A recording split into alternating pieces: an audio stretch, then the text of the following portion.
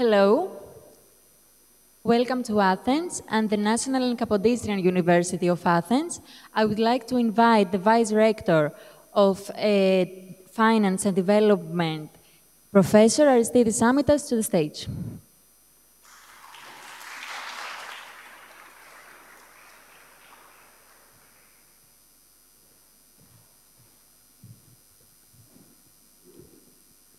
Hello, everybody. Welcome to the Rector's House. Dear Governor, dear Member of the Council, dear Dean, Department Chair, dear Professors, thank you so much for being here with us. It is a great pleasure and honor to introduce today the Governor of the Bank of Greece, Professor Yannis Tournaras, a distinguished figure and distinguished colleague who has profoundly shaped the course of the Greek economy and contributed decisively to the stability and modernization of the European financial system. Professor Tournaras, with his academic foundations at the National and Capodistrian University of Athens and his advanced studies in economics at the University of Oxford in UK, uniquely combines a scholarly excellence with political and great institutional experience. As a professor, a researcher, former Minister of Finance, and for more than a decade, Governor of the Bank of Greece and member of the Governing Council of the European Central Bank, ECB, he has stood at the center of crucial decisions that define Greece's path within the Eurozone. This conference, the Cryptocurrency Research Conference 2025 in Athens, in the University of Athens, is of a particular importance. It is the first time that such a high-profile international gathering is hosted in Greece, in Athens, in our university, bringing together leading scholars, researchers, and practitioners from across the globe. Within its focus on cryptocurrencies and digital finance, of course, it reflects the profound academic interest and growing societal relevance of the field. The discussions in these panels and sessions within the conference and the research presented here these 2 days will be only advancing a bit of the global academic dialogue, but also shaping the way policymakers like Yannis Tournaras, regulators like Vasiliki Lazarakou, and markets understand and respond to the disruptive forces of digital assets. Hosting this conference in Athens is both a recognition of the country's academic capacity and a signal of its commitment to being part of the global debate on the future of money and finance. Today, however, our focus is not only on stability, but also on disruption. Cryptocurrencies and blockchain technologies are not simply another asset class. They represent a fundamental shift in how we understand money nowadays, trust, transactions, and of course, ultimately, the very architecture of the financial system nowadays. On the one hand, they open up vast opportunities for innovation, financial inclusion, and decentralization. On the other hand, they raise critical issues for regulation, the oversight of the rules, monetary policy, of course, and financial stability. They challenge established balances and compel institutions, central banks, and governments to redefine their roles in a rapidly changing world. In this transformative environment, the National and Capodistrian University of Athens, the largest and oldest university in Greece, in South North Europe and is actively engaging in the production of knowledge and innovation in all terms. Throughout the Master of Science in Financial Technology, which proudly hosts this conference, with Archimedes, the Technology Transfer Office, we are building the bridge between traditional financial expertise and the new world of artificial intelligence, big data, and digital currencies. Our aim is to prepare our students and researchers not only to understand the theory, but also to embrace the very power of disruption, which is already reshaping the global economic landscapes. With these thoughts, I would like to thank Larissa for hosting with us this lovely conference, Stathis Polizos for his great efforts, and all colleagues traveling all over the world to be here today with us. It is my honor, again, to invite to the stage now the Governor of the Bank of Greece, Professor Yannis Tournaras, for his keynote address. Thank you.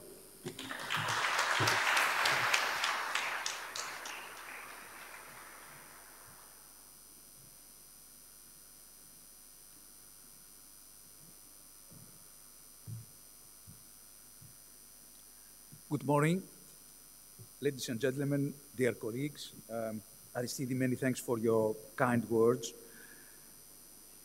I'm glad to be here today addressing a distinguished audience that is keen on discussing new technologies, both from the academic and the business perspective. I'd like to congratulate my colleagues at the University of Athens, ex-colleagues, because I'm now retired, for bringing in this issue. It is perhaps the most topical issue these days, along with artificial intelligence. It brings in a new world with costs and benefits. Crypto, the title of my speech, just to give you a context, is New Technologies, Crypto, Stablecoins and Payments, a central bank perspective. So crypto-relevant technologies, which are the focus of the discussion today, are bringing change and, in many cases, disruption in the financial industry. But being a central banker for many years, I would like to stress that with whatever new technologies and new ideas, our core concern always remains to maintain stability and confidence in the financial system and in the payment system, The world of crypto, developed mostly over the last decade, has radically challenged our way of thinking about financial assets, about the concept of money, and about the setup of market infrastructures that support payment and settlement systems. Perhaps you have not realized this: the most important capacity of a central bank is to provide money, especially fiat money, especially during crisis. We all see the impressive figures involved in the crypto industry. The stablecoin sector only constitutes a $250 billion market today.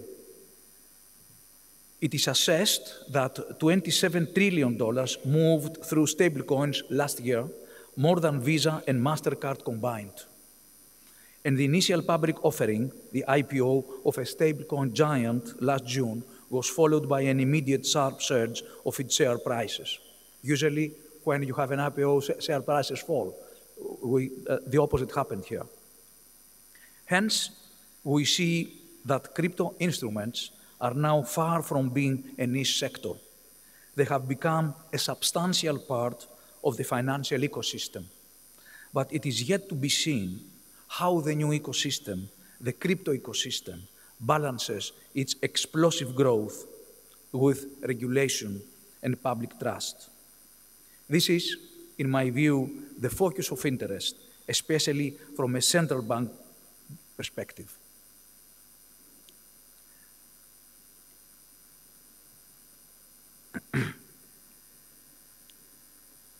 Blockchain technology was for years considered a synonym to crypto assets like bitcoins and was associated with increased risks for investors and for the financial sector. And perhaps rightly so, as the crypto world had developed in a regulatory vacuum that is only now being contained by legislation. However, only in certain jurisdictions and in different ways. And this is a problem, because there is, I can say, a chaos and an anarchy in the regulation of the crypto universe.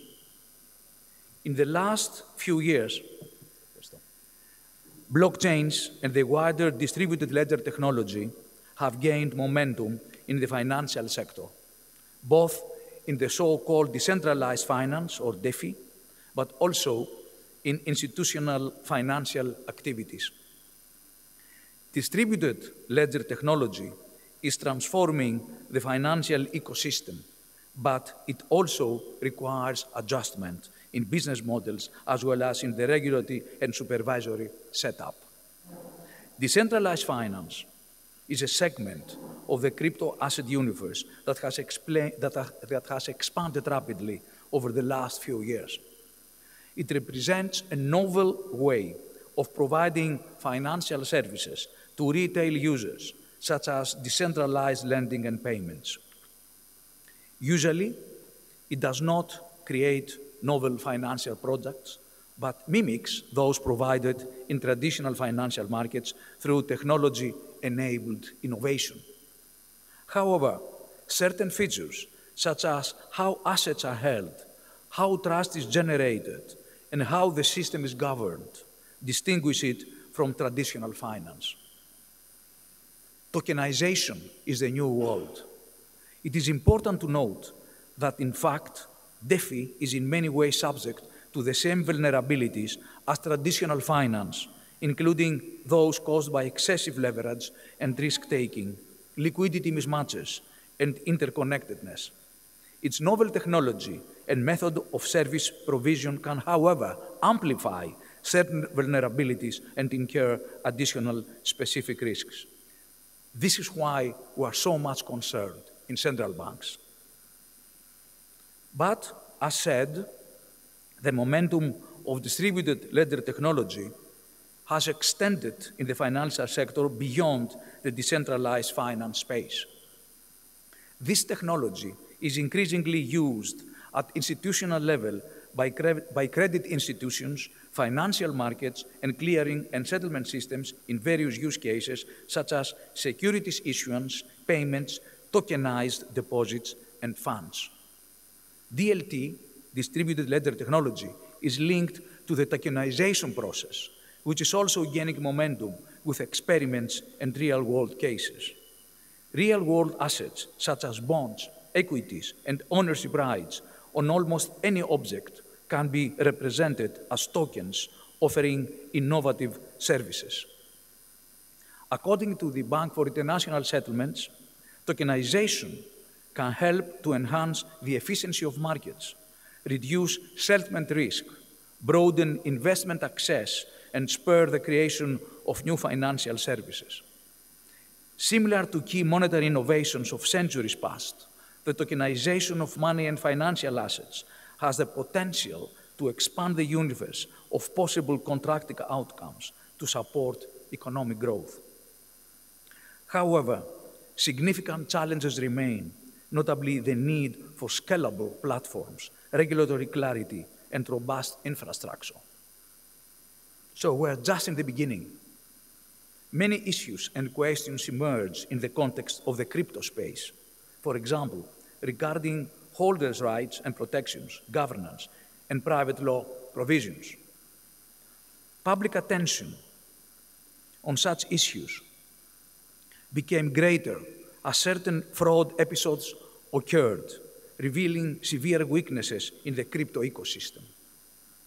Legislation does not address all issues or addresses them differently across jurisdictions. Various countries have introduced ambitious rules for the crypto market. The European Union, with the market in crypto assets, the MiCA regulation, the US with the Genius Act, as well as certain major Asian countries, such as Japan, Singapore, Hong Kong, South Korea, United Arab Emirates, Also, Brazil is quite advanced in preparing relevant legislation. The European Union rules, MiCA, market in crypto asset regulation, put more emphasis on conduct obligations, consumer protection, and liability regimes. The distributed ledger technology pilot regime, another piece of relevant European legislation, facilitates trading and settlement on financial instruments in TLT-based platforms, permitting the use of various types of blockchains which could satisfy specific requirements. The US rules, that is the Genius Act, focus on operational requirements and very strict bankruptcy protections, particularly for the stablecoin market. It is interesting to note in this context that these new bankruptcy rules for stablecoin holders are indicative of the US administration's push to embed crypto into the financial system, as the protections offered could be seen as comparable to deposit protection, and thus could make the crypto instruments competitive with bank deposits. But that creates certain problems. For instance, potential bank runs. Divergence of regulatory approaches across different jurisdictions creates risks. Crypto market participants have to compete in an uneven space, navigating a complex patchwork of rules or risking to lose access to key markets. For regulators, there are equally high risks, as the global legislative environment presents loopholes and gives rise to regulatory arbitrage.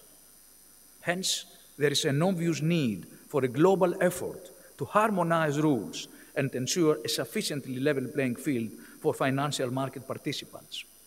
In my view, this is an important work stream that needs to be undertaken soon by international bodies in cooperation with market participants. And you, academics, have a glorious path of new work.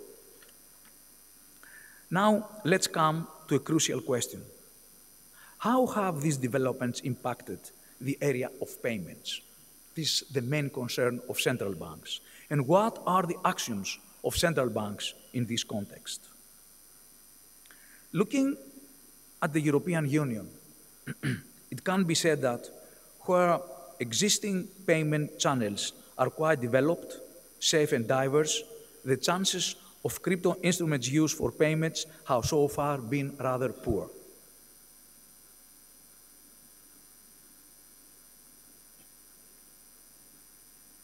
This is true, in particular, as regards retail payments within the euro area. The reasons are understandable. In retail payments, the use of a payment instrument and its acceptance by merchants requires a high level of trust in all involved parties and intermediaries. Safety, convenience, and broad availability are also a must. Adoption of any new payment instrument would be driven by a perception of added value and concrete benefit by the users, which up to now seems to be lacking in the case of crypto instruments as understood by European citizens. Nevertheless, current developments towards interoperability and integration with existing financial infrastructures, in combination with the entering into force of the MiCA regulations, could potentially increase the interest in owning and using crypto assets, especially the ones that qualify as stablecoins. Stablecoins are crypto assets anchored by a safe asset, either cash or bonds or deposits. In this area, some central bank actions are worth mentioning. It is true, of course, that retail has traditionally been a territory for innovation in commercial bank money. The role of central banks, until recently, was mainly the role of regulator or overseer. The Eurosystem and EU central national banks have furthermore acted as catalysts in supporting selected market reforms, for example, with the Single European Payments Area, SEPA, was adopted. Central banks have also provided central infrastructure for innovative retail solutions. For example, the euro area-wide instant payments via the common platform of target services, so-called TIPS. In a new reality, we see a growing importance of retail payments as they become more and more digital. There is mounting public debate on their functionalities and their cost for consumer and merchants. Moreover, retail payments often become part of fiscal or social policies. Retail payments are also increasingly associated with monetary sovereignty and geopolitical power. The big techs and the rising power worldwide have given rise to political debates and regulatory action around retail payments. The same has happened with big card schemes. Against this backdrop, central banks are now called to play a much more proactive role in retail payments. Central bank money for direct retail use has not changed for a long time and consists of banknotes and coins. Acceptance of cash is broad, but its use is dropping. In the new landscape, central banks and the Eurosystem monitor closely crypto use in payments, but in parallel, they recognize that retail central bank money will also need to embrace new technologies and offer new and more attractive solutions to consumers. So, there is an understandable, broader move of central banks towards offering a digital form of retail central bank money. The digital euro is part of that worldwide move, but besides following global trends, the digital euro is a central bank initiative with broader and important, very important, I would say, objectives. It aims to strengthen monetary sovereignty over retail payment instruments by reducing dependence on non-euro area schemes and providers. It can ensure broad and cost-free accessibility to a digital retail payment instrument for all citizens. Thus, it crucially contributes to social inclusion. It provides a safe and trustworthy alternative for retail payments in digital form that can always be available for users and will follow strict and fully transparent operating rules under public supervision. It opens further innovation possibilities for banks and payment institutions that will offer digital euro to their clients in combination with other financial services. Thus, it can enhance the payments ecosystem with a minimal cost burden.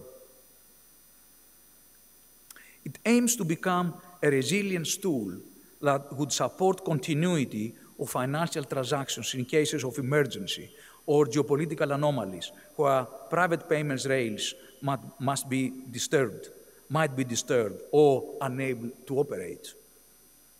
As you may know, political dialogue on a legislative package on the digital euro is now in progress in the European Union, and we hope it will soon conclude. It is now in the various bodies. It's now in the European Parliament.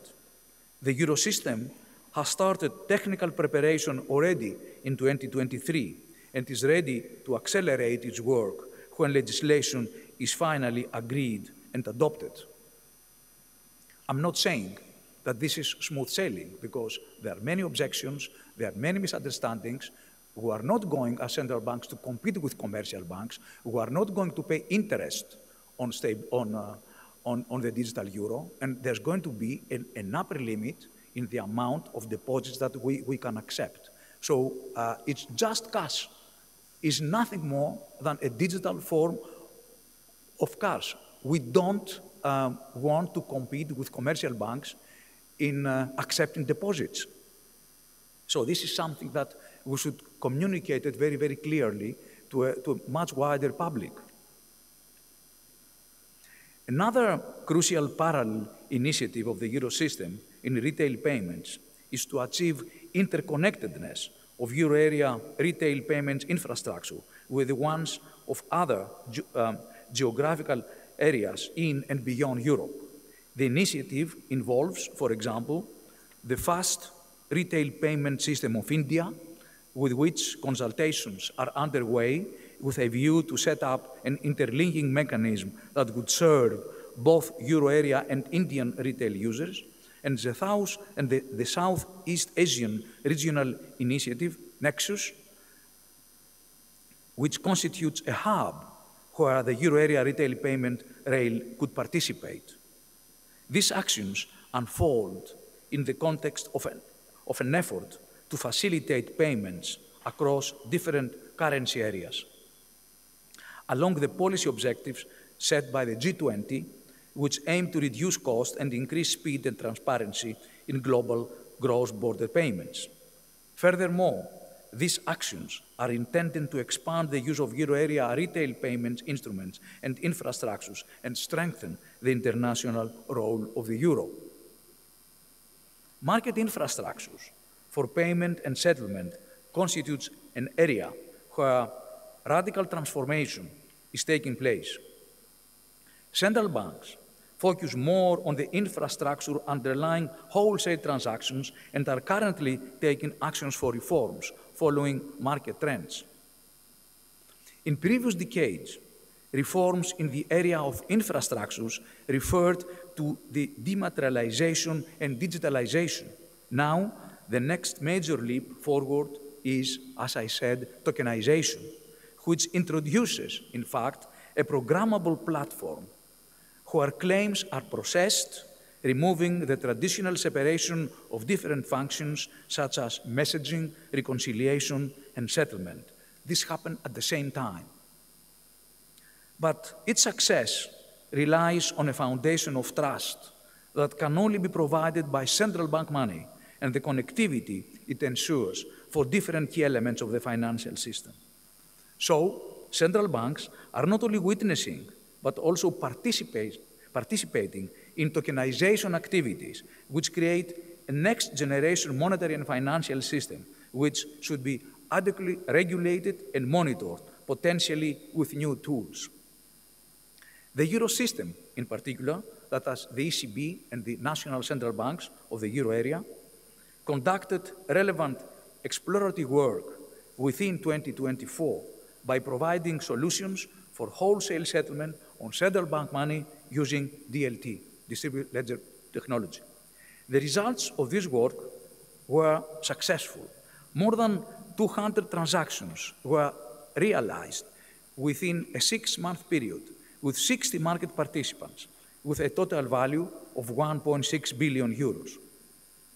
Following the successful exercise, the Eurosystem has announced that it continues with a view to provide wholesale settlement on central bank money for DLT-based use cases with a so-called dual strategy. Specifically, the Eurosystem is to provide a short-term solution based on interoperability that pilots a link between distributed ledger technology platforms and the target services that we own, the Eurosystem. That solution will in practice offer central bank money settlement for DLT-based transactions in relevant platforms and will be ready for production next year. The Bank of Greece is actively participating in this project and is working towards end-to-end solutions involving settlement of domestically issued tokenized assets in cooperation with market participants. Already, one member state of the euro area is issuing state bonds using this tokenization process. So it's a technology quite advanced.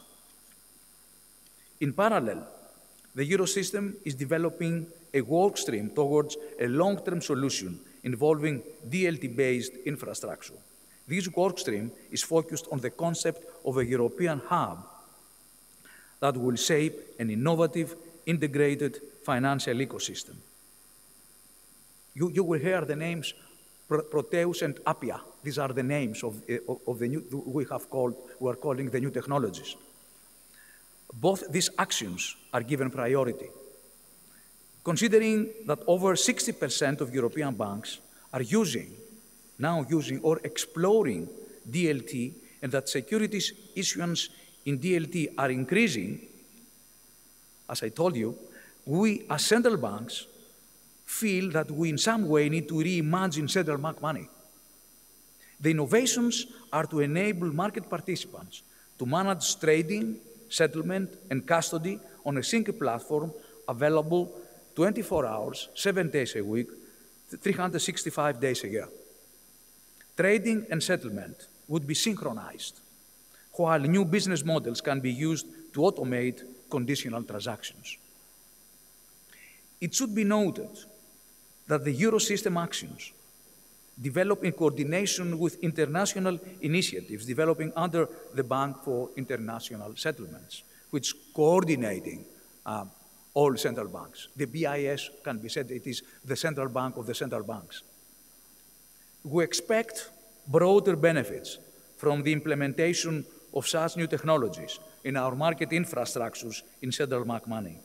The risks of fragmentation and lack of interoperability are avoided, and thus DLT and tokenization can reduce the cost of access to capital markets, especially for small-scale enterprises. And new opportunities are opened for the establishment of an integrated European capital market for digital assets, contributing to a more efficient flow and use of capital and savings. In conclusion, I would like to stress that, first, the financial industry is faced with disruptions and is rapidly trying to adapt to new realities. Second, users of payment services and market participants have high expectations for seamless interactions, so there is growing demand to facilitate payments, including the ones across currency areas. Third, in this context, many initiatives develop involving new forms of digital money and assets in both the wholesale and retail payments area. Fourth, international coordination is key, in particular as regards legislation on crypto instruments. Finally, fifth, central banks are a vital part of the new reality. They remain vigilant and are taking bold actions that embrace innovation. They do this while, at the same time, they aim to ensure financial stability, monetary sovereignty, and public trust. Thank you.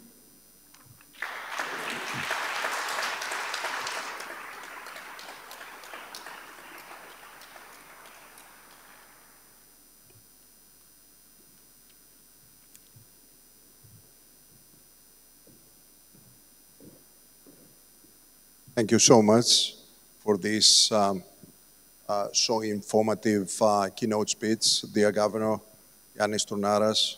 It was amazing to hear all these details. And now I think we can open the floor and accept 2 or 3 questions from your side to the Governor. Yes.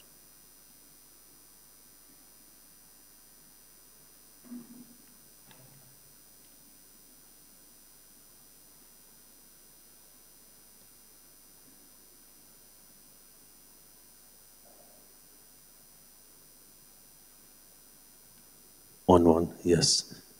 Ilan Alon, thank you for your talk. My question is, when do you think central banks will start holding Bitcoin as reserves?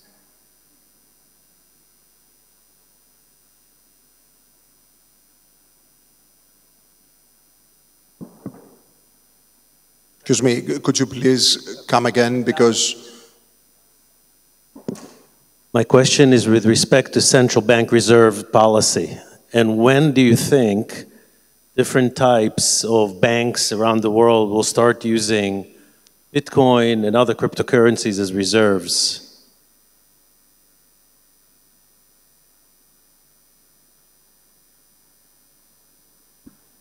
In the Eurosystem, banks are not allowed to use cryptocurrency as currency reserves. And I don't think in any other central bank, yet at least.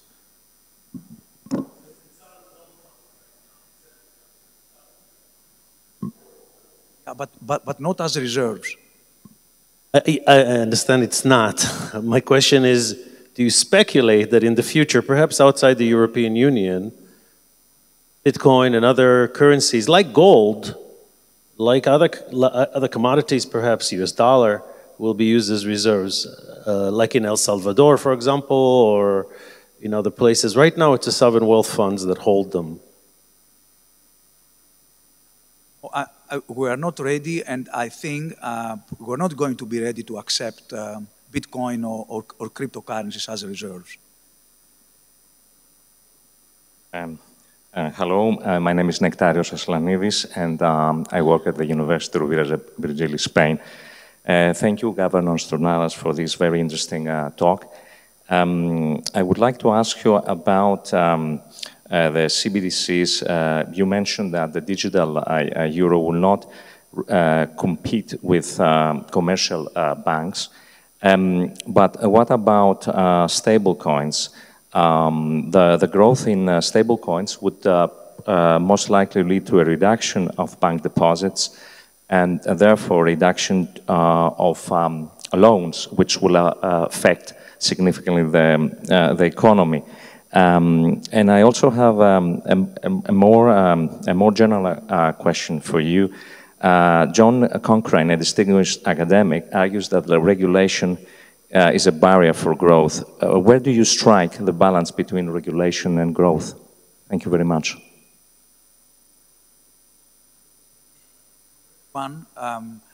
First one, if I remember well,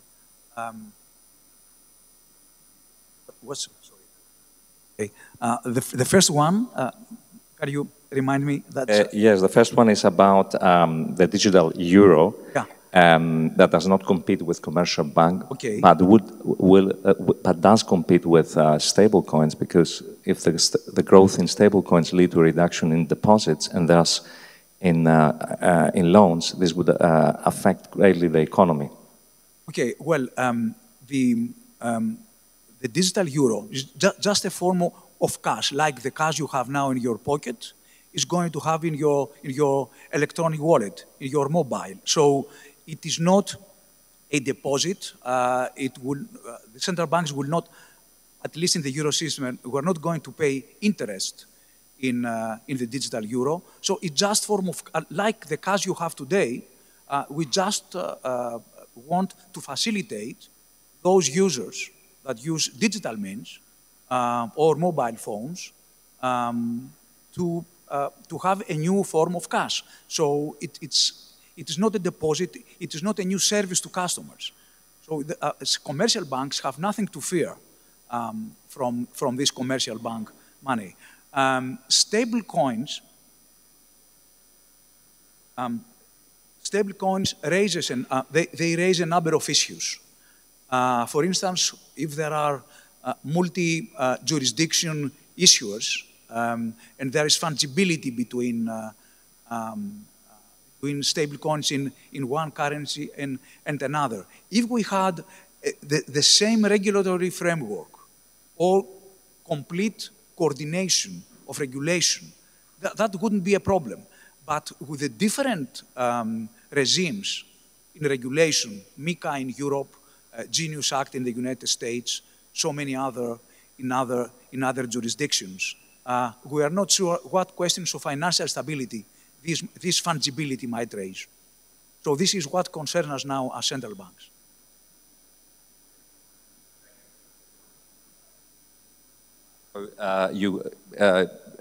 The other more general question was if where do you strike the balance between your regulation and growth in cryptos? Thank you. I don't think there is a trade-off between regulation and growth.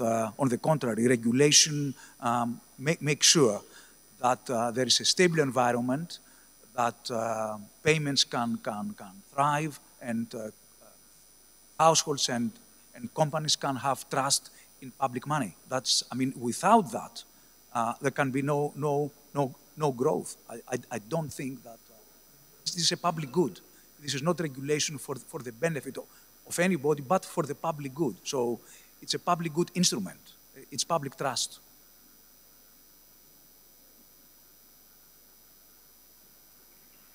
Any other questions?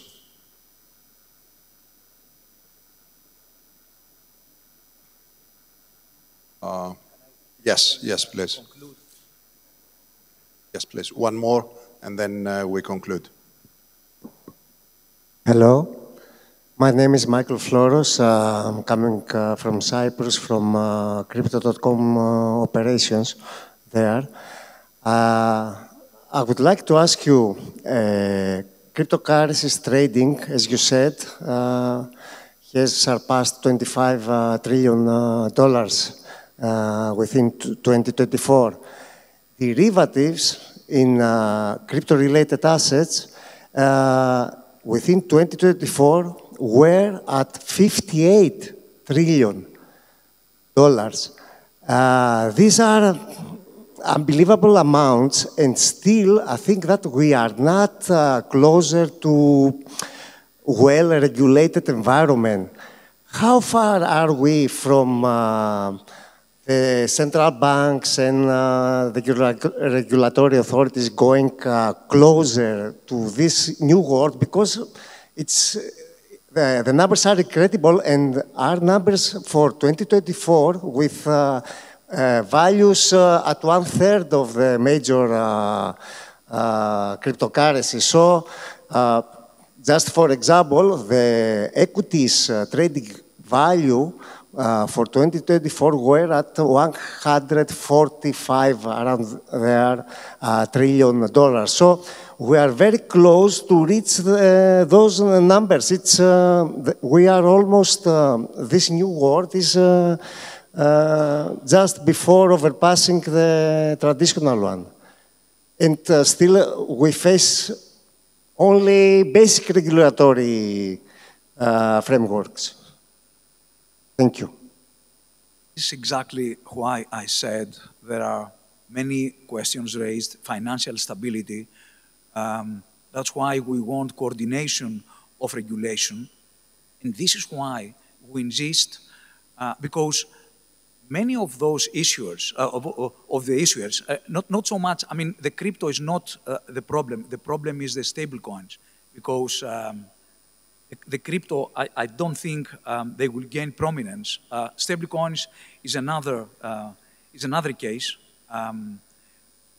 The issuers claim that they can minimize the cost of transactions using stable coins.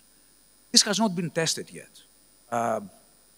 Other people think that it's just a speculative instrument, and not so much, they're not issued just to facilitate transactions. So this is exactly the reason why we want to issue, as central bank, a digital currency that can facilitate transactions, and this is why we take all these initiatives for interoperability with other systems like India, Southeastern Asia, so that central banks can facilitate the transactions in central bank fiat money to make sure that we don't lose we don't lose the monopoly, if you allow me to say, of central bank money. This has been, I mean, if you remember, in the 19th century, in the United States and elsewhere, every bank could issue its own money. That was part of the problem that created the big crisis. So we don't want, in a nutshell, to leave monetary policy to become privatized. This is why central bank money in a digital form is very important in order to compete with stable coins. I think we are trying to protect the public good here, in a nutshell. But, thank you. Using also the technology that has accompanied the crypto, DLT, tokenization, yes, this will become part of our instrument, of our payment system. But so we want to adopt the technology, but central banks could be allowed to compete with stable coins. So we want a level playing field. If stable coin issuers want to act as commercial banks, let them come and take licenses. So they should accept the conditionality of becoming a bank. And to go one step further, the transformation of the IT-related services from the central banks is the key issue to address all this the blockchain technology that provided a revolution in the transactions in the whole world. And it's key for the central banks to start going deeper using this technology and providing to the public and to the other banks this technology. And this cannot wait. The revolution is taking place now. That's why I'm very happy to hear your talk today, and thank you very much. Oh, I fully agree. That's why there was a wake-up call for us. So that's why we rushed to introduce these technologies, DLT, tokenization, in our payment system, to combine with the target, with the tips, both in the wholesale and the retail end of target. We are ready, actually, technically, we're ready also to issue the digital euro, but we are waiting the political end of the spectrum, the European Parliament, the Council, the European Commission, to provide the necessary legislation. I think the digital euro, in our view, is the most important way in competing with the new world of crypto and stable coins, in maintaining the trust to public money. Thank you.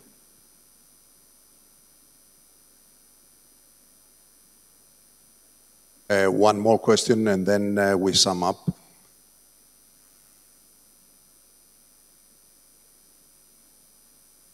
Governor Yannis Tournaras, thank you very much for today. I'm a student in the MSc FinTech in the University of Athens. The first version of MICA has not covered enough areas such as DEXs, decentralized exchanges, or DAOs, decentralized autonomous organization. When do you believe we will have a more comprehensive legislative framework in the European?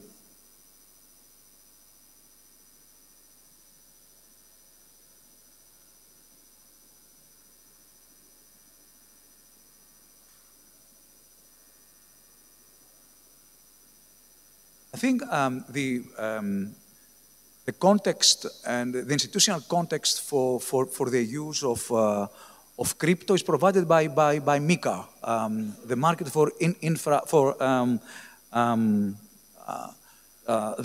the market for cryptocurrency legislation. So this is the European instrument of regulation. I don't think we'll adapt it even more.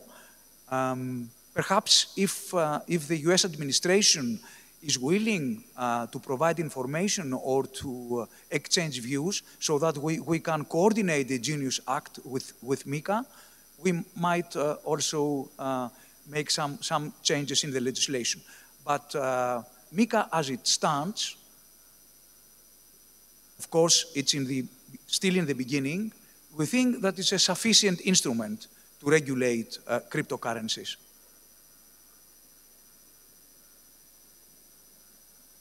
Thank you all.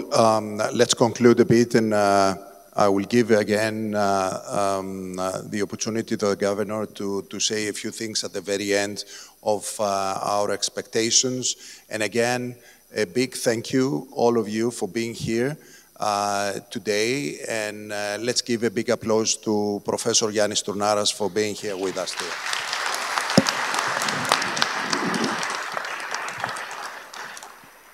And at the very end, I would like to give a small memorial for being here with us.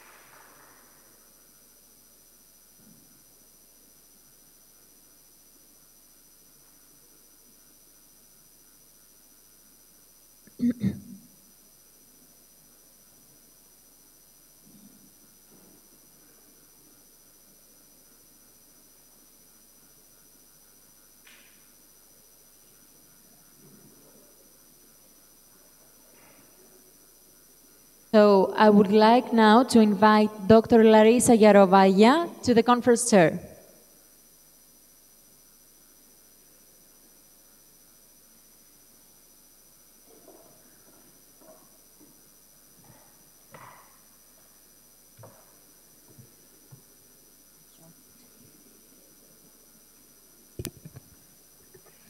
So good morning, everyone. Let me give a few opening remarks and just some housekeeping for today. So my name is Larissa Yarovaya. I was the one who was in correspondence with majority of you during preparation for this event. I would like to welcome you in the National Kapastisian University of Athens. I really hope that you will enjoy the settings of this event. It's the 8th cryptocurrency research conference, so we are already hosting it for 8 times, every time in different location. And I think to have this event in this historic building, in this historic university, it's a huge milestone for us. And of course, we have an honorable governor of a Bank of Greece today to open the event. It's a huge honor and privilege. And I really hope that you've learned a lot from today's talk. And of course, you will learn a lot from each other when you will attend all the exciting sessions. I would like to thank a whole team of the National Kapastisian University of Athens, all the faculty members, all the members of administrative staff, catering team, like everyone who've been involved in putting this event together. Many thanks to Stasis as well for helping and for coordinating all the organizing work here. And there is Stasis and too many names to mention. I really hope that you had a chance to have a look on the program. You have a printed program in your conference packs, but also we have a program available on our website if you want electronic version of the program as well, if it's more convenient for you to use. As you can see that we have a good mixture of different talks. It's totally fine to move between sessions. Yeah, just please do not disturb speakers. Chairs, I hope you all know who you are and which session you chair. You will be responsible for timekeeping. So all sessions should try to start on time and end on time. So please be careful with that. I recommend to leave around 10 minutes at the end of your talk for questions and answers. And I really, really ask all of you to be very generous with your feedback provision because you're all experts in this field. We are a very, very tight community of cryptocurrency scholars. Therefore, please help each other to improve papers, to improve research, just challenge each other, obviously in a very polite way because we are a super friendly community yet again. It's very nice to see so many new faces here. It's so many very nice to see so many of you who attended the previous editions of this conference and our kind of regular members. I would like to thank everyone for taking time to come here to Athens for Cryptocurrency Research Conference. We grew a lot as a community. In 2018, we started just with about 18 papers and 50 delegates. Today, we have 53 papers in the program and more than 140 delegates. So you can see the conference really grew, but it's not about size, it's about quality, it's about the quality of speakers, about the content, about the experience that you hope all will share and network that you will build at the end of this event. We don't plan in any, I think, fire training today, so if you will hear fire alarm, it's probably actual fire. We will need to exit the building. Drinks and refreshments are available next to the amphitheater. On the right-hand side, if you will go down the stairs, I think some of you already explored this venue. All right, so if you will have any questions, please do not hesitate to reach out to us and we will try to solve any problems that you may have, but hopefully the day will run smoothly. Take as many pictures as you like, please, and share and spread the word about the event, and I really hope you will have a fantastic time. Thank you very much.